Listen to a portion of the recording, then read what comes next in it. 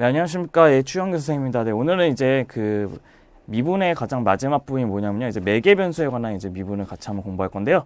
그래서 걔네 매개변수에 관한 이제 방정식인 이제 매개곡선의 방정식에 대해서 공부해 보도록 합시다. 네, 우리가 이제 이제 흔히 배우는 지금까지 배웠던 함수는 어떤 것이었냐면 y하고 x라고 되어 있는 양함수꼴이나 아니면 xy가 한쪽에 몰아져 있는 음함수꼴의 함수꼴이 있다고 본다면 오늘부터 배울 함수는 이제 매개변수 방정식이란 말이 있거든요. 그 매개변수라는 것은 무슨 뜻이냐?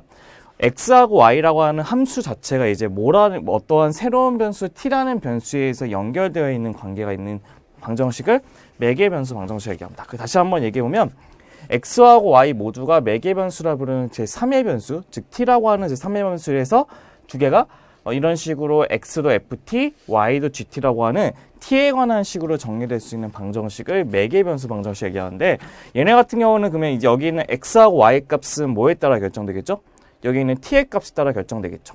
그래서 걔네들의 t의 값에 따라 x하고 y가 결정이 되는데, 그랬을 때 걔네들의 곡선을 매개곡선, 즉 매개변수 곡선이라고 얘기한다는 것도 한번 봐주시면 좋을 것 같아요. 그래서 얘네들 같은 경우는 특징이 무엇이냐면요, 매개변수 방정식의 특징은 x하고 y라고 하는 좌표가 임의의 그 하나의 변수인 t라는 거에 의해서 이렇게 정해져 있는 함수를 이제 매개변수 방정식이라는 말이 있다고 합니다.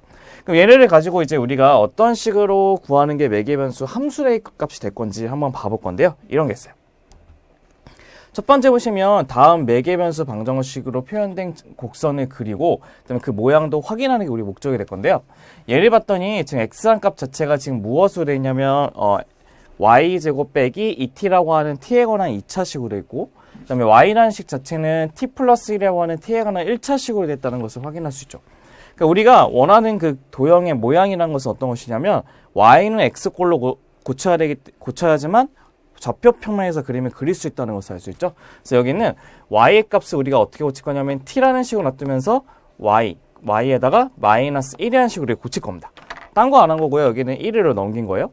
그랬을 때 여기에 있는 y 마이너스 1이라는 것을 여기다가 하나, 두 개를 집어넣어가지고 우리가 x와 y하고의 관계된 식을 한번 정리해 볼 겁니다.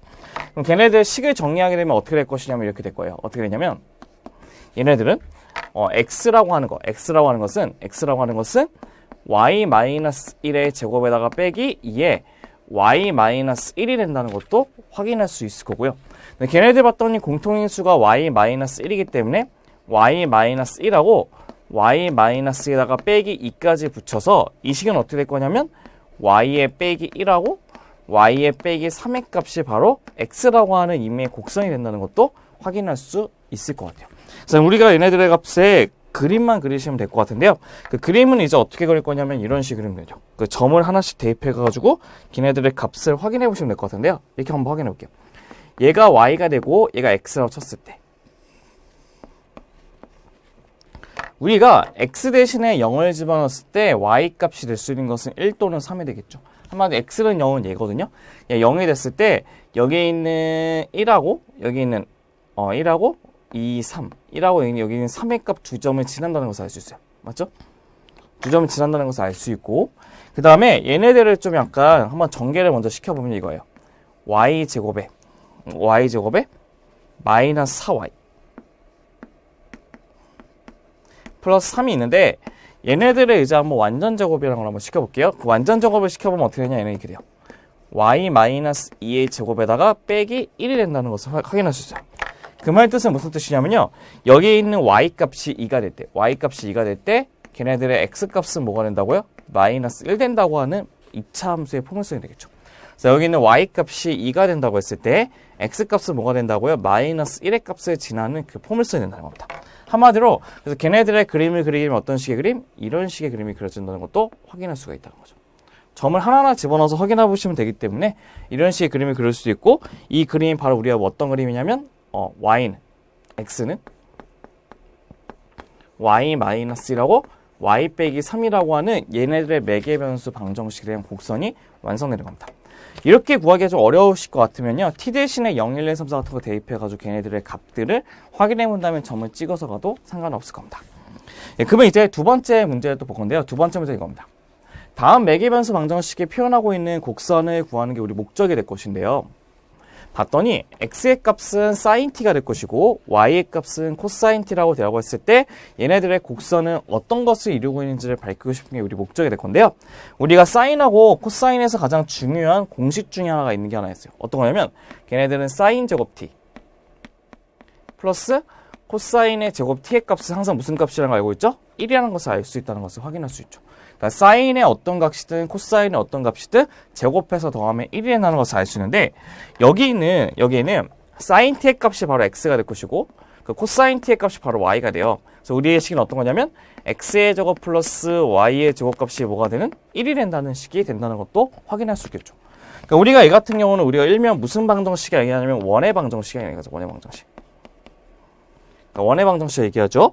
그래서 그 원의 방정식의 그 기본꼴을 보게 되면 이런 게 되죠. 어떤 거냐면 x-a의 제곱 플러스 y-b의 제곱값이 뭐가 되는 r제곱이라는 게 원의 방정식이 되는데 그 원의 방정식의 중심은 뭐가 되냐면 바로 얘네들 제곱 안에 있는 그 수 있죠. 걔네들 뭘로 만드는 거? 0으로 만들게 하는 값이 중심입니다. 그 중심은 a, b가 된다는 것도 확인할 수 있고 그 원에 대한 그 반지름이죠. 반지름은 뭐가 되냐면 이 뒤에 값에다가 루트를 붙인 r이 바로 반지름이 된다는 것도 확인할 수 있을 거예요.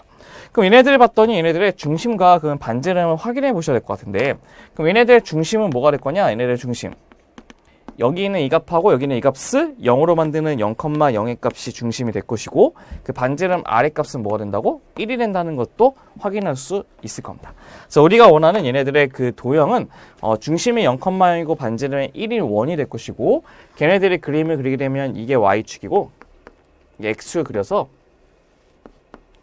그러니까 중심이 0,0이고 반지름이 1인 이런 원을 그릴 수 있다는 것도 확인할 수 있는 거죠. 이게 바로 우리가 원하는 얘네들의 매개변수 곡선이 어떤 거냐면 x제곱 플러스 y제곱 값이 뭐가 되는 1이 되게 하는 매개변수의 방정식의 곡선이 될 겁니다.